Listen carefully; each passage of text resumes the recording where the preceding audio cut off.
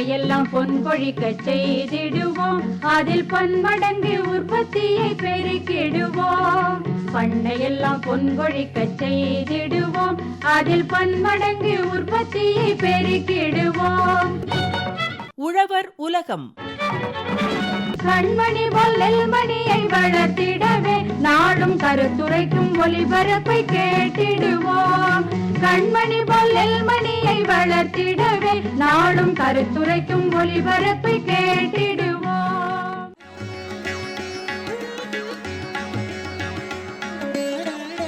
எண்ணெய் வித்து பயிர்கள் சாகுபடி தொடர் நிகழ்ச்சி.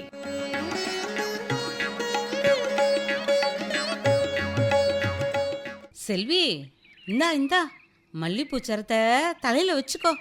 ஆஹா, என்ன ஒரு வாசனை! குண்டு மல்லிய ரொம்ப அழகா நெருக்கமா மாலை போல தொடுத்திருக்கியே. ஆமா, இது உங்க செடியிலையா பூத்துச்சு?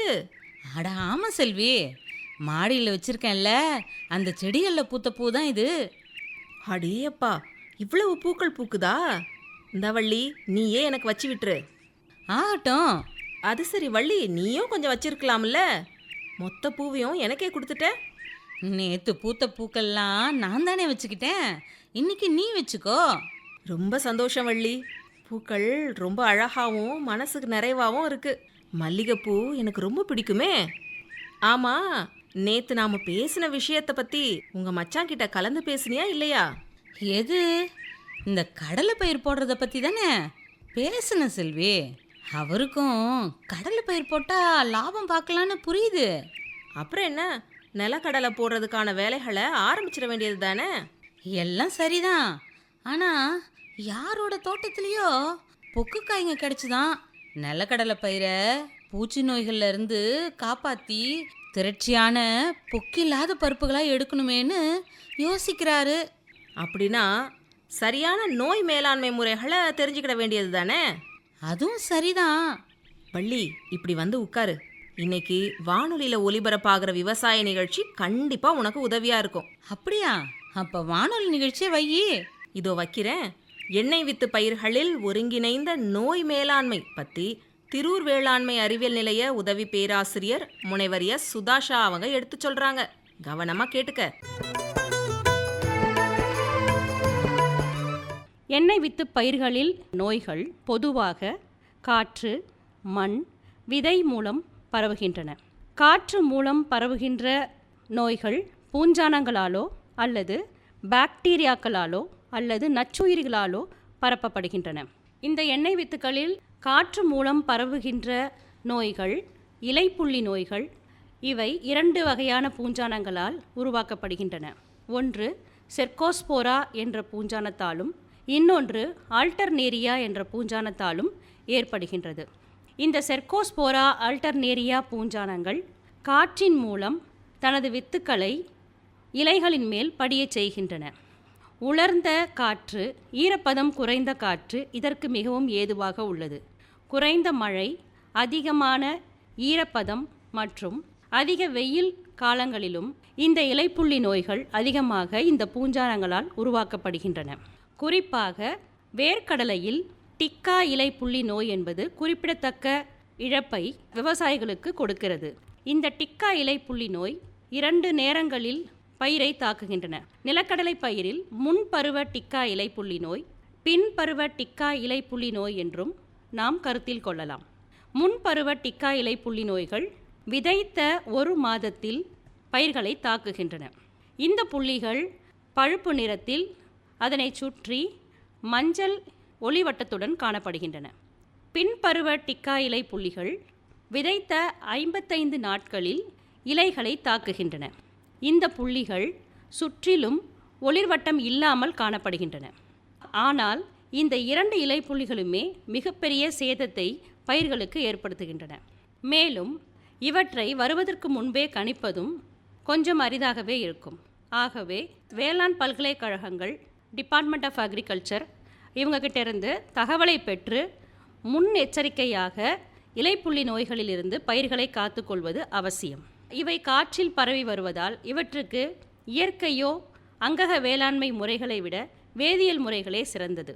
ஆனால் வேதியியல் முறைகளை பின்பற்றும் பொழுது மைல்டு கெமிக்கல்ஸ், வீரியமில்லாத வேதியியல் பொருட்களான மேங்கோசெப், காப்பர் ஆக்சிக்ளோரைட், ப்ரோபிகோனோசோல் போன்ற வேதியியல் பொருட்களை 200 கிராம் எடுத்து 200 லிட்டர் தண்ணீரில் கலந்து தெளிப்பதன் மூலம் இந்த நோயினை கட்டுப்படுத்தலாம்.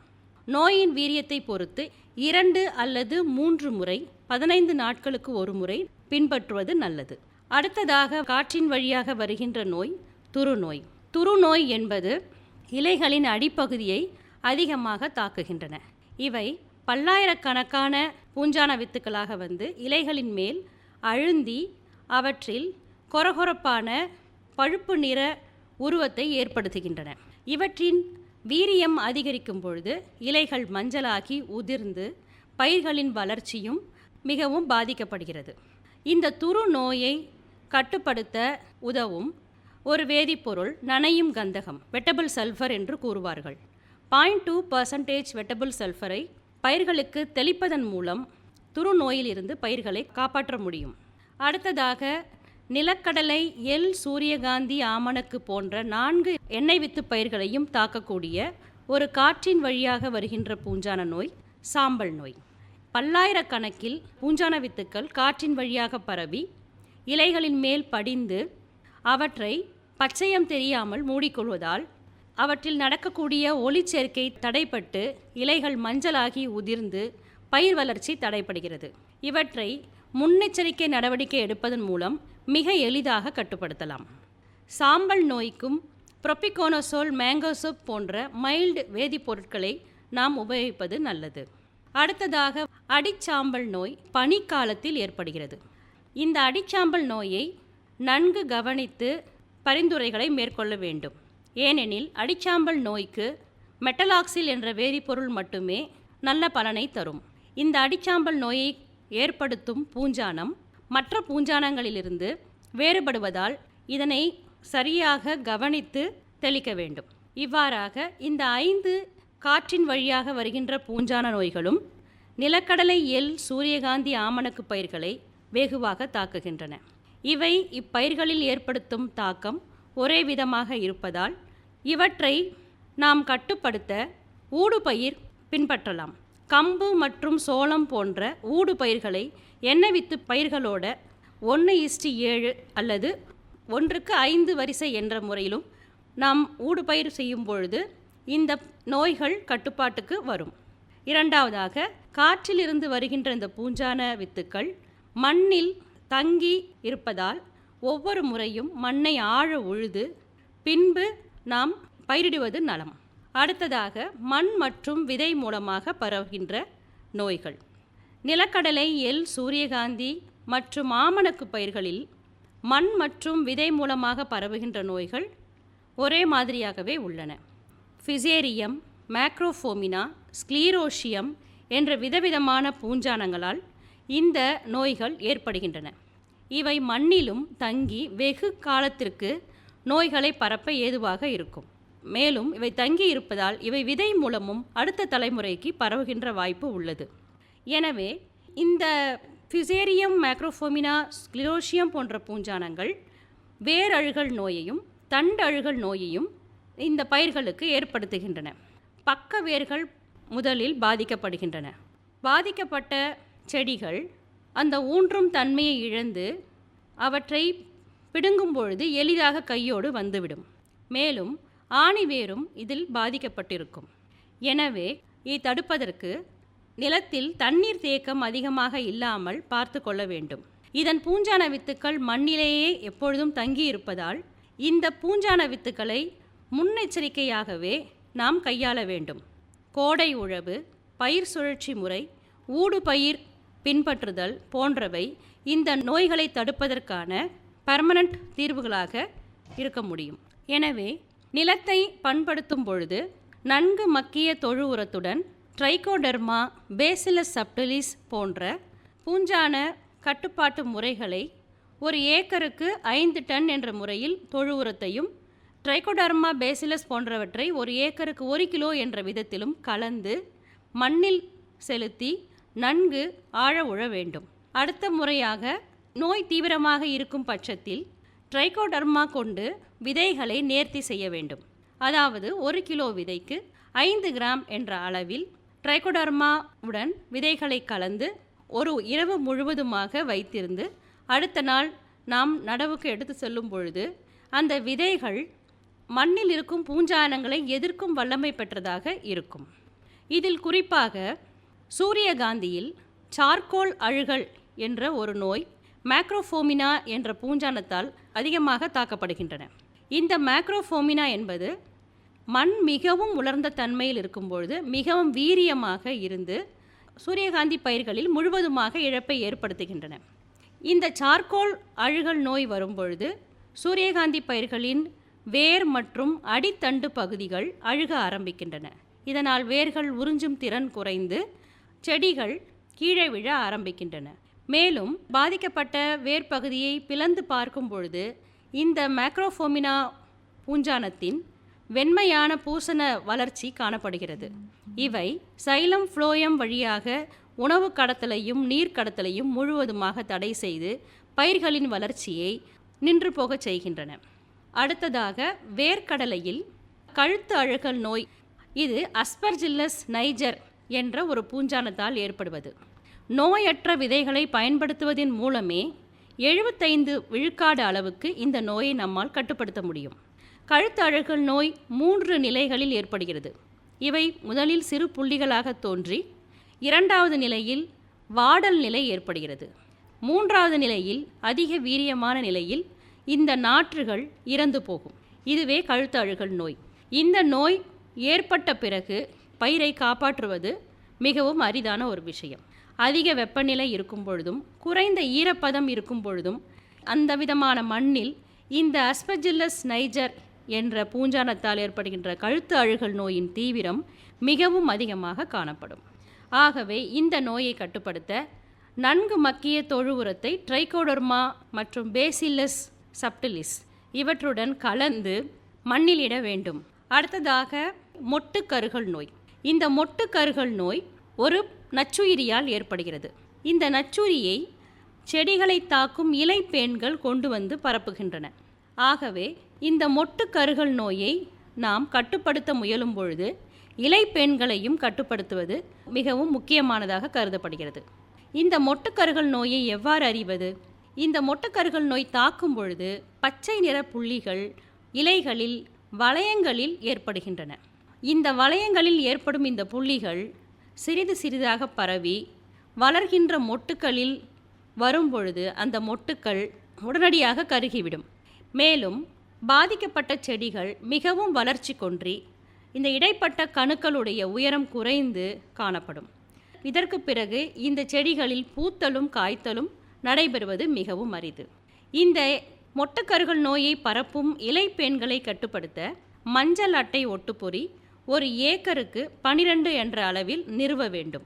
நிலக்கடலையுடன் கம்பு, சோளம் போன்ற பயிர்களை ஊடுபயிர் செய்வதன் மூலமும் இந்த விதமான இலைப்பேன்களை நம்மால் கட்டுப்படுத்த முடியும். இவற்றை அங்கக முறையில் கட்டுப்படுத்த 10,000 ppm வேப்பெண்ணெயை 1 லிட்டரில் 2 மில்லி என்ற அளவில் கலந்து 1 மில்லிக்கு சோப்பு கரைசலையும் கலந்து பிறகு அவற்றை தெளித்துவிட வேண்டும். 2 அல்லது 3 முறை பூச்சிகளின் நடமாட்டத்திற்கு ஏற்றவாறு நாம் தெளிக்க வேண்டும். அல்லது அசாடிராக்டின் என்ற வேம்பு கலந்த பூச்சிக்கொல்லி மருந்தை 1500 ppm 1 லிட்டரில் 2 மில்லி கலந்தும் தெளிக்கலாம். அல்லது உயிரியல் முறையில் கட்டுப்படுத்த பெவேரியா பேசியானா என்ற உயிர் பூஞ்சானத்தை 1 லிட்டரில் 5 மில்லி என்ற அளவில் கலந்து தெளிக்கலாம். இந்த பெவேரியா பேசியானா இலைப்பேன்களை மட்டுமன்றி மற்ற சாறு உறிஞ்சி பூச்சிகளையும் கட்டுப்படுத்தும் வல்லமை கொண்டது. இலைப்பேன்களை முழுவதுமாக கட்டுப்படுத்தும் பொழுது மொட்டுக்கருகல் நோய் வருவதற்கு எந்தவித வாய்ப்பும் இருப்பதில்லை. இந்த இலைப்பேன்கள் மிகவும் அதிகமாக உருவாகின்ற தீவிர தாக்குதலில் இமிடாக்ளோபிரிட் என்ற வேதியியல் மருந்தையும் நம்மால் பயன்படுத்த முடியும். 1 லிட்டருக்கு 0.3 மில்லி என்ற அளவில் இமிடாக்ளோபிரிட் கலந்து 2 அல்லது 3 முறை நோயின் தீவிரத்துக்கு ஏற்றவாறு தெளிக்க வேண்டும். அல்லது இயற்கை முறையில் கட்டுப்படுத்த 3G கரைசலையும் பயன்படுத்தலாம். அடுத்ததாக வேர்க்கடலையில் எள், இந்த 2 பயிரிலும் பாக்டீரியல் இலைக்கருகல் நோய் அதிக வெயில் காலங்களில் மிகவும் அதிகமாக காணப்படும். மேலும் இவை நீர் வழியாகவும் செடிகளில் ஏற்படும் காயங்கள் மூலமும் பரவுகின்றன. இதனால் ஏற்படும் புள்ளிகள் ஒரு நீரில் நனைத்தது போன்று ஆரம்பத்தில் காணப்படும். பின்பு சிறிது சிறிதாக பரவி முழு இலைகளும் கருகும் நிலைக்கு வரும். இப்படி கருகுவது மிகச் சீக்கிரத்தில் நடக்கக்கூடிய ஒரு நிகழ்வாக இருப்பதால் எள் மற்றும் வேர்க்கடலையில் பாக்டீரிய இலைக்கருகல் நோயை மிகவும் முக்கியமாக எடுத்துக்கொண்டு அதன் மேலாண்மை செய்வது அவசியம். இந்த நோயை மேலாண்மை செய்வதற்கு பயிர் சுழற்சி மற்றும் நீர் மேலாண்மை முக்கியமாக கருதப்படுகிறது. நீர் மேலாண்மை செய்யும்போது நோய் உற்ற வயல்களிலிருந்து நீரானது நல்ல வயல்களுக்கு பாய்ச்சுவதை முதலில் தவிர்க்க வேண்டும்.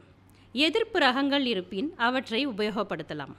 எப்பொழுதும் எல்லா எண்ணெய் வித்து பயிர்களிலும் விதை நேர்த்தி என்பது முக்கியமானது. ட்ரைகோடர்மா என்ற பூஞ்சான உயிர்கொல்லி இந்த விதை நேர்த்தியில் மிக முக்கிய பங்கு ஆற்றுகிறது. ஆகவே ட்ரைகோடர்மா விரிடி அல்லது ட்ரைகோடர்மா ஹார்சியானம் எந்த பூஞ்சான உயிர்கொல்லிகளை 1 கிலோவுக்கு 5 கிராம் என்ற அளவில் கலந்து ஒரு இரவு முழுவதும் ஊற வைத்து பின் நடும் பொழுது பலவிதமான பூஞ்சானம் மற்றும் பாக்டீரியா நோய்களை இது தடுக்கும் வல்லமை கொண்டது. இந்த பாக்டீரிய இலைக்கருகல் நோயை வேதியியல் முறையில் கட்டுப்படுத்த ஸ்ட்ரெப்டோமைசின் சல்ஃபேட் 0.5 கிராமும் காப்பர் ஆக்சிக்ளோரைடு 2.5 கிராமும் கலந்து 1 லிட்டர் தண்ணீரில் சேர்த்து வயல்களுக்கு தெளிக்க வேண்டும். நோயின் தீவிரத்தை பொறுத்து இதை 2 அல்லது 3 முறை நாம் பின்பற்ற வேண்டும். அடுத்ததாக எள்ளில் காணப்படும் ஃபில்லோடி என்கின்ற ஒரு குறிப்பிட்ட நோய். இந்த பச்சை பூ நோய் ஃபைட்டோபிளாஸ்மா என்ற நுண்ணுயிரியால் ஏற்படுகிறது. இந்த நோயானது தத்து பூச்சிகளால் கடத்தப்படுகிறது. எனவே நச்சுயிரி நோய் போன்றே இதனையும் நாம் மேலாண்மை செய்யும் பொழுது தத்துப்பூச்சிகளை கட்டுப்படுத்துவது முக்கியமாகும். இதனை மேலாண்மை செய்ய விளக்கு பொறி ஒரு ஏக்கருக்கு 1 என்ற அளவில் பின்பற்ற வேண்டும். இந்த விளக்கு பொறியினால் தத்துப்பூச்சிகளை அதிக அளவில் கவர்ந்து இழுத்து அவற்றை செயல்பட விடாமல் செய்ய முடியும். அல்லது இமிடாக்ளோபிரிட் என்ற வேதிப்பொருளை 1 லிட்டருக்கு 0.3 மில்லி என்ற அளவில் கலந்து தத்துப்பூச்சிகளை கட்டுப்படுத்துவதன் மூலம் இந்த பச்சை பூ என்கின்ற ஃபில்லோடி நோயை நாம் முற்றிலுமாக கட்டுப்படுத்தலாம். இப்பொழுது இயற்கை விவசாயிகள் அதிகரித்த காரணத்தினால் இயற்கை வழியில் மேலாண்மை செய்வதென்பது அது ஒரு தடுப்பு முறை மேலாண்மையாக மட்டுமே நம்மால் பயன்படுத்த முடியும். ஜீவாமிர்தம், தேமோர் கரைசல், நீமாஸ்திரம், மீன் அமினோ அமிலம், வெர்மி வாஷ், இன்னும் ஏகப்பட்ட இடுபொருட்கள் இயற்கை மேலாண்மையில் பயன்படுத்தப்பட்டு வருகின்றன. இவற்றை முன்பிருந்தே பயிர்களுக்கு பயன்படுத்தும் பொழுது பயிர்கள் நல்ல எதிர்ப்பு சக்தியை பெறுகின்றன. இதனால் அவை தன்னைத்தானே தற்காத்து கொள்வதன் மூலம் நோய்களிலிருந்து சிக்காமல் நல்ல விளைச்சலை தர முடியும். ஆக எள், வேர்க்கடலை, ஆமணக்கு, சூரியகாந்தி பயிர்களில் வருகின்ற நோய்களை இயற்கை முறையிலும் அங்கக முறையிலும் தேவைப்பட்டால் வேதியியல் பொருட்களை பயன்படுத்தி ஒரு நோயற்ற விளைச்சலை நம்மால் உருவாக்க முடியும். என்ன வள்ளி, எண்ணெய் வித்து பயிர்களில் ஒருங்கிணைந்த நோய் மேலாண்மை பற்றி திரூர் வேளாண்மை அறிவியல் நிலைய உதவி பேராசிரியர் முனைவர் எஸ். சுதாஷா அவங்க எல்லாரும் புரிஞ்சுக்கிறாப்புல அருமையாக எடுத்து சொன்னாங்கல்ல. ஆமாம், எந்தெந்த பூச்சி நோய்கள்லாம் எண்ணெய் வித்து பயிர்களை தாக்கலாம், அறிகுறிகளை வச்சு எப்படி இதை கண்டுபிடிக்கலாம் அப்படின்னும் இதுக்கான தீர்வுகளையும் அருமையாக விளக்கிட்டாங்களே. குறிப்பாக ஊடு பயிர் போட்டு நோய்களை கட்டுப்படுத்தலான்னு சொன்னாங்க பாரு. ஆமாம் செல்வி, நிலக்கடலை பயிருக்கு இவங்க சொன்ன நோய் மேலாண்மை முறைகள் எங்களுக்கு கண்டிப்பாக பயன்படும். மச்சான் இந்த முறைகளை தெரிஞ்சுக்கிட்டா இனி தயக்கமே இல்லாமல் நிலக்கடலை போடுற வேலையை ஆரம்பிச்சிடுவார். நல்லது வள்ளி, வேலைகளை சீக்கிரம் ஆரம்பிங்க. கடலை பயிர் போடும்போது இந்த செல்வியை கூப்பிட மறந்துடாத. உங்கள் கடலை காட்டில் கூட மாட வேலை செய்ய இந்த செல்வி தயாராக இருக்கேன். கண்டிப்பா ஒன்று கூப்பிடாம இருப்பேனா? நீயும் வந்து எங்களோட கூட மாட ஒத்தாசை பண்ணா கூடுதல் பலம் தானே.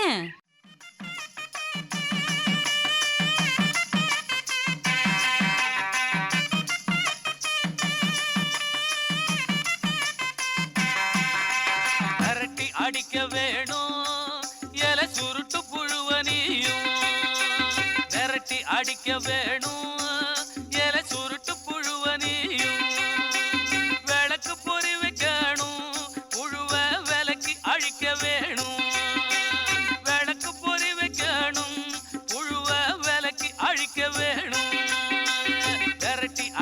வேணும் இலை சுருட்டு புழுவ நீயும் விரட்டி அடிக்க வேணும் இலை சுருட்டு புழுவ நீயும்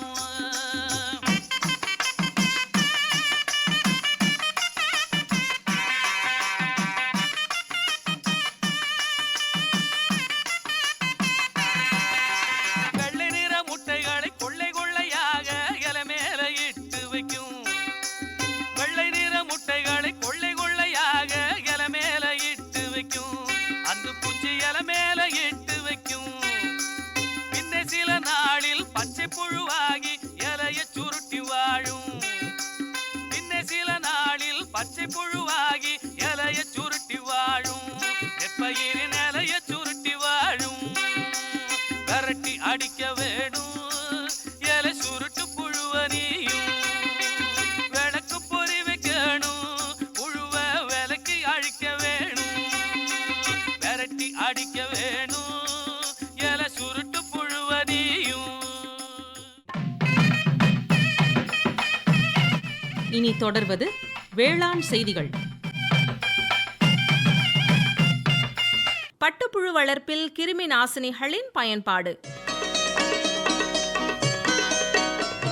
கிருமி நீக்கம் என்பது பட்டுப்புழு வளர்ப்பு அறையிலிருந்து பல்வேறு நோய்களை உண்டாக்கும் கிருமிகளை நீக்குவதாகும்.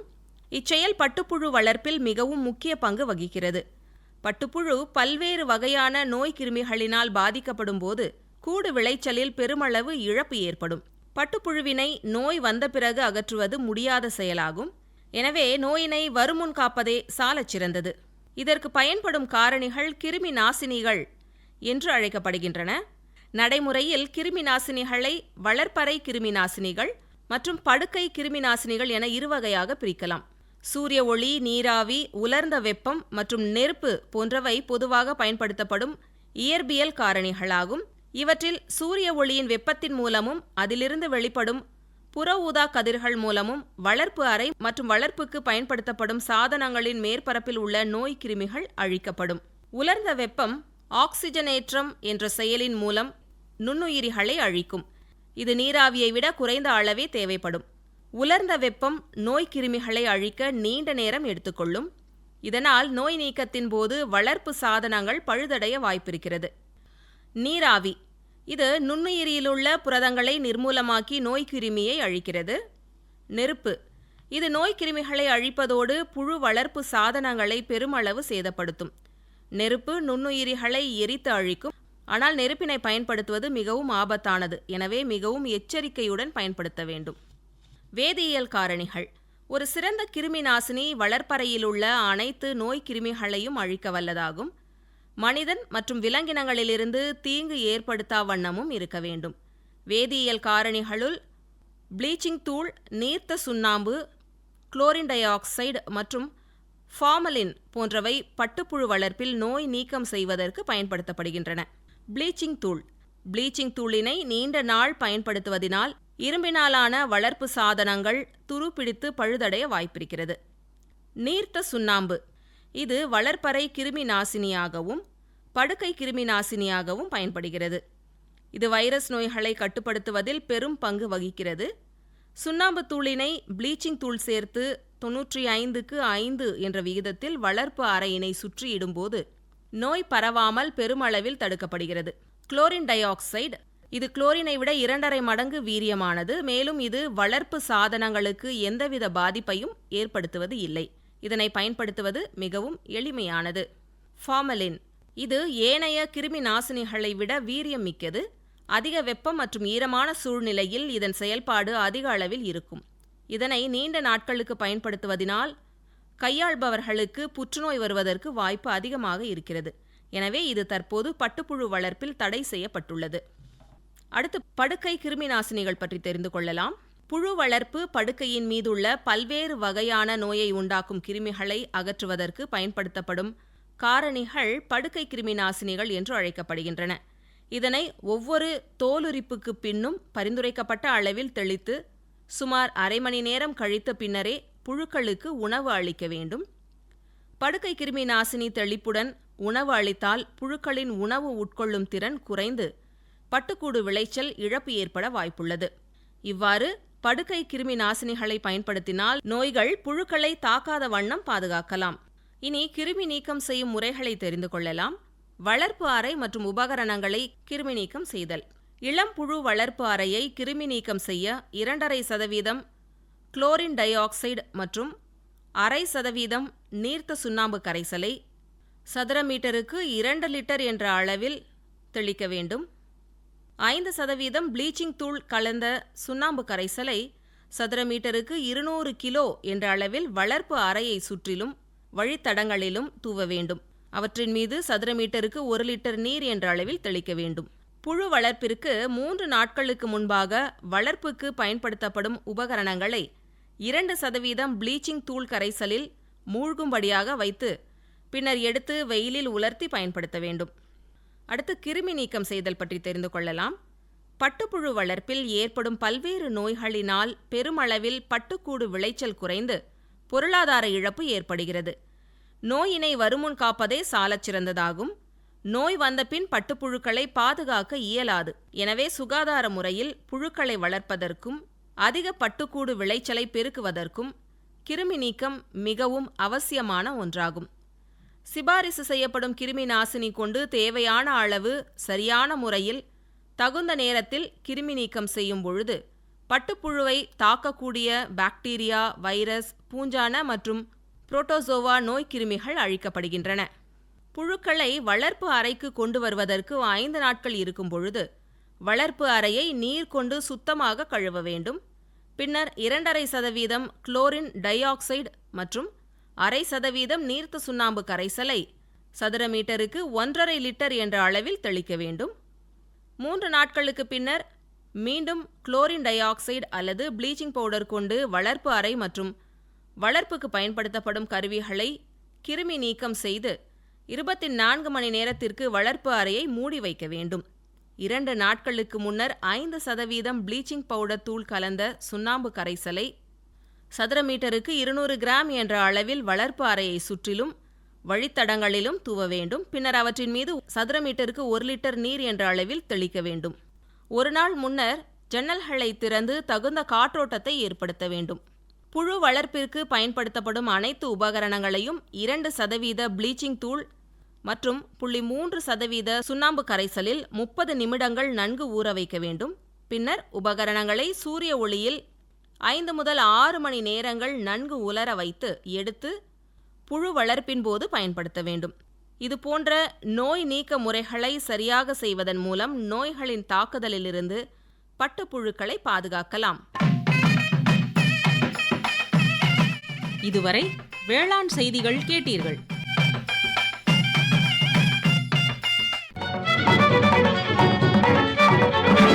உண்ணும் பொருள் அத்தனையும் விளைத்திடுவோம், நித்தம் உழைப்பால் நில மகளை வணங்கிடுவோம். அமைப்பில் உதவி வி. உஷா. உண்ணும் பொருள் அத்தனையும் விளைத்திடுவோம், நித்தம் உழைப்பால் நில மகளை வணங்கிடுவோம். அமைப்பு எஸ். முருகேசன். பொட்டலையும் பூம்பொழிலாய் திருத்திடுவோம், அதற்கு புத்தம் புது முறைகளையும் புகுத்திடுவோம். பொட்டலையும் பூம்பொழிலாய் திருத்திடுவோம், அதற்கு புத்தம் புது முறைகளையும் புகுத்திடுவோம். இத்துடன் இன்றைய உழவர் உலகம் நிகழ்ச்சி நிறைவு பெறுகிறது. பட்டி தொட்டி சொர்க்கமாக பாடுபட்டே நம் பாரத சமுதாயத்தை உயர்த்திடுவோம். பட்டி தொட்டி சொர்க்கமாக பாடுபட்டே நம் பாரத சமுதாயத்தை உயர்த்திடுவோம்.